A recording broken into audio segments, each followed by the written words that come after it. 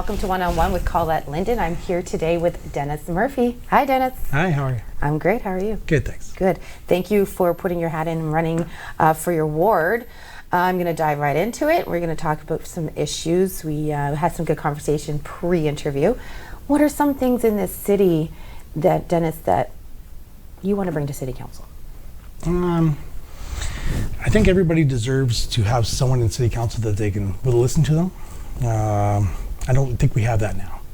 I've been asked by a lot of people in my little ward where I live just to run for City Council because they come to me when they have a problem, and then I call our ward to constituents, and, you know, and they don't answer. They don't call me back. Okay. So I think everybody in Sault Ste. Marie deserves a voice, and I'd like to be that voice. Absolutely.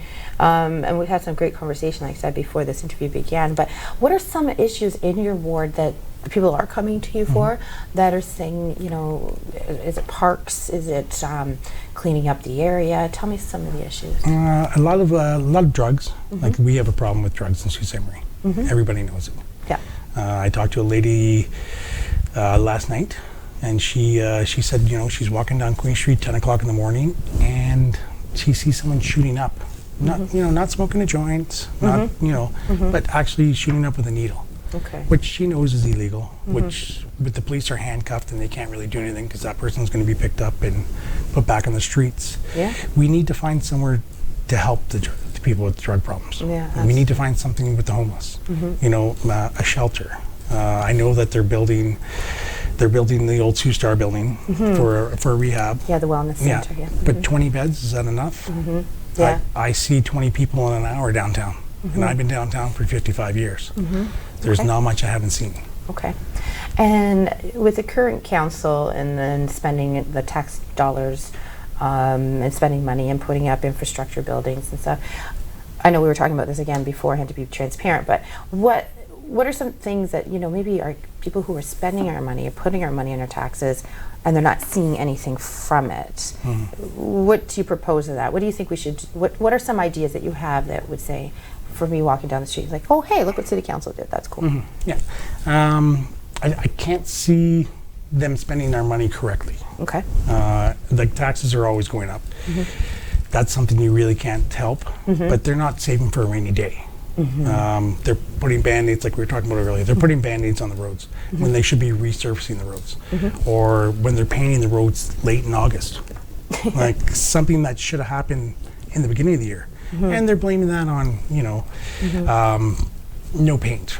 I find that's bad planning, because last year you knew we had to paint. Yeah. You knew there was a shortage of paint. Yes. So if you should have ordered it last year to have it ready for this year. Sure. Yeah. And then you're painting Black Road, and they're digging Black Road up and resurfacing it. So you're doing double the work, you know? Yeah, so scheduling in their transportation or their planning department. You know, and even like, you know, like them moving the bus terminal. Yeah, what are your thoughts on that? I talked to a lady the other night at a wedding. She's a bus driver. She says the bus terminal just needs a coat of paint and a couple extra bathrooms. Oh, okay. There's 5 girl bus drivers at a time usually. One toilet for 5 girls in 5 minutes. That's not enough time to go to the bathroom. Yeah, absolutely. Know. For sure. So if you make it easier, instead of moving something and spending a ton of money, if you spend a little bit of money and fix it up here, I've taken the bus. I took the bus for 4 years. My wife took the vehicle for her and my daughter. They needed anything, so I took the bus to work every day. Yeah. I love the bus. Okay. You know, I didn't like when they rerouted it, and I had to take 2 or 3 buses to get to the same spot. Right. But you know, you live with what the changes they make. So what I'm hearing is too, it's just instead of spending $1 million to move a building, you're saying, you know, we've got the space here, the availability, and perhaps in the right location for those who might need to take the bus who don't have the transportation to jump in their car. Another thing in the downtown area too that maybe you can speak to is the lack of amenities, grocery stores.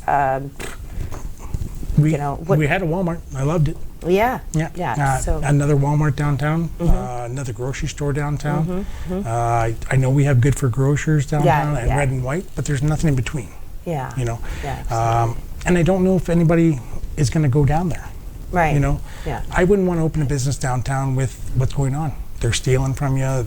Nobody's doing anything. True, I know that Yeah. the banks close on Queen Street, just can't even use the ATM after a certain Yeah. time because that's for... Queen Street closes at 4 o'clock. Yeah, I've noticed. I work until 6 every day. Okay, You all know, right. Yeah. I can't shop downtown. You know, That's true. most people don't shop downtown because they're closed. You know, We were also talking about and funding and just spending money wisely.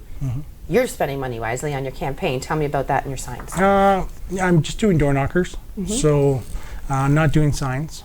I find spending $5,000 on signs and then putting them in my garage for 4 years, you know, to get reelected or to get try to get elected again, it doesn't seem right to me. So we're trying to run a green campaign. We're going to be running it on Facebook, and we're going to be knocking doors and putting out flyers. You know, for the $500 I'm spending, I'm happy with, you know, anything I get out of that. And I think with that mentality as well as a councillor in city council, that would go a long way for the city of the community to know that someone is sitting in that chair thinking, hey, how can we do this? You know, not necessarily going the cheap route. I'm not saying cheap, but to save money, to allocate those funds to roads or to another line item. There's always a different option. And listening to the people, and maybe, you know, I was listening to Sonny Spina yesterday. He said, you know, the people aren't being heard.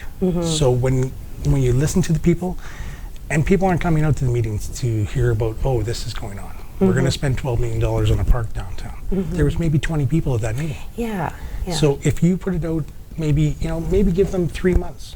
Maybe send out some kind of Facebook or Post, a poll. Like I see your polls. Yeah, we do. You know, and everybody's extremely happy about moving the mill market. You know, I think the numbers were 1,642 no's, 264 yeses, and 5 I don't really care. Yeah, but they're moving it. But they're moving it. Yeah, for an additional $3 million. Yeah. Exactly. So they could have fixed the roads with that. Yes, they could have. absolutely. Like, I find the planning is just bad. I'm not a politician. I'm trying to be a politician. I don't know all the issues. I don't have a fix for all the issues, but I'm willing to listen and then go from there. You know, you're definitely the voice as well. Should your by saying your community members are coming to you for that, because you know what it does. You know, people are intimidated by politics or government or walking into City Hall, you know, like, oh, how am I going to be received? No one is better than the next person, you know. So to have someone that they're comfortable coming to is a great step up for sure for your ward. And not just for your ward, but for the city when we have to go to the provincial government to lobby some money from FedNor to help build these infrastructure needs. So is there anything else you'd like to say today before our time ends? I'd like to say good luck to everyone out there. Thank you for your support, for everybody who's supported me, and thank you for having me here today. No problem at all. It was really a pleasure to meet you, Dennis. I wish you very well in your campaign. We will be following you, and we hope you will too. That's everything today for One on One with Colette Linden. Have a great day.